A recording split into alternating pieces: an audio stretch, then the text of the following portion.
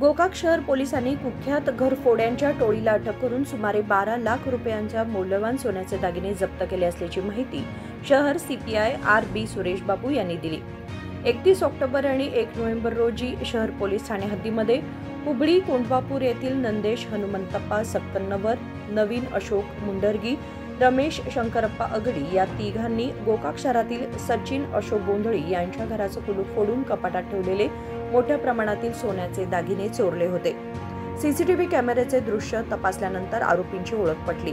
त्यांना ताब्यात घेऊन चौकशी केल्यावर त्यांनी चोरी केल्याची कबुली दिली आणि नंतर आरोपींना न्यायालयीन कोठडीमध्ये सुपूर्द करण्यात आले असे त्यांनी सांगितले।